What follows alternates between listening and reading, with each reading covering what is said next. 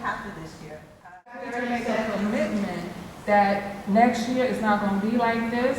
You're going to make a plan and stick to it and put it out there publicly by a deadline that this routing is going to be done in a way that's sensitive to our children's education, the sanity of the drivers, the safety, and everything else that we deserve. I believe if you have less complaint, it's because they are not logging it in. School bus drivers are mandated to follow the route exactly as it's written. And if they deviate from the route, they're violated, and the violation is anywhere between $200 and $700, which they end up paying. The information that you have given about the limited time is incorrect according to the website. So here, you might want to give it to her. I can assure you that if this were on a Saturday in a town hall setting, the room would be full. And I think you have to provide childcare and transportation. I do find that the customer service of OPT is deplorable. I mean, a lot of us work in corporate America. You plan for it. If you don't plan for it, you're out of business.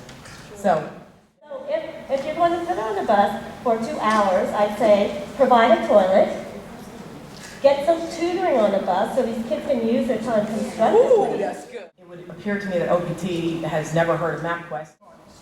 And I feel that it is very, very hypocritical for New York State that I can get a $50 fine if I don't have my 3-point harness on, and I can get a $100 fine and 3 points on my license. If I have a child in my car that it's not in a car seat, a booster seat, or a 3-point harness, and yet thousands of children throughout the U.S. are sitting in wheelchairs that are very safely strapped into the school bus, but have no harness on, no headrest.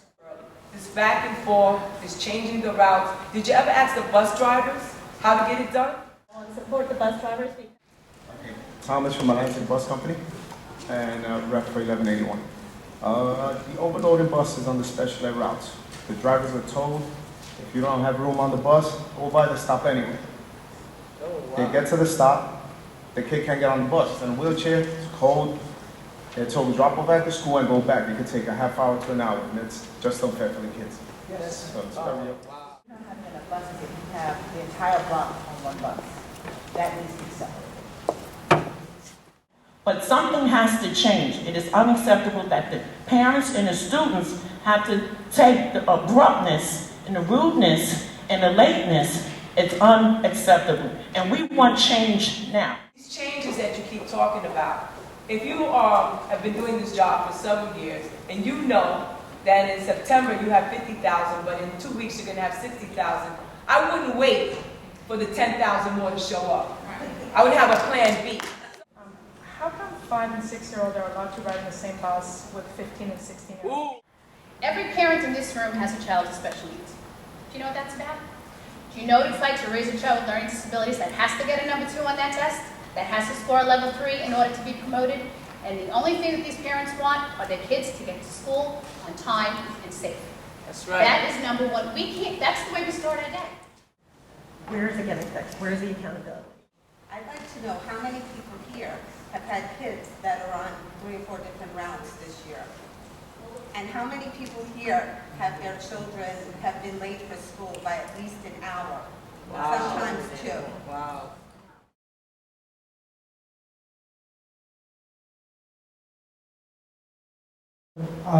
Because of but in fact, when you look at the numbers, when you look at the numbers of complaints about late buses, actually the number is down. I know that's not a satisfying answer. Paul Whiting, our Director of School Bus Safety, and Ralph Menente, our Director of Investigations, are on their way. There was a problem with the meeting invitations, so they actually went to the downtown locations. If the limited time is not on the IEP, then we don't bus to it. I mean, the hockey, they're supposed to wait 3 minutes.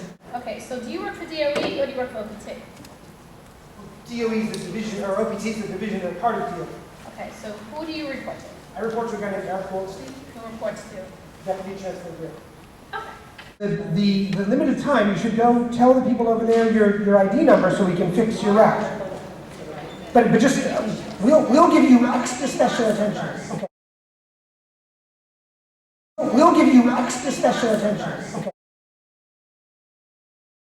we'll give you extra special attention. It's not too cool to be ridiculed, but you brought this up on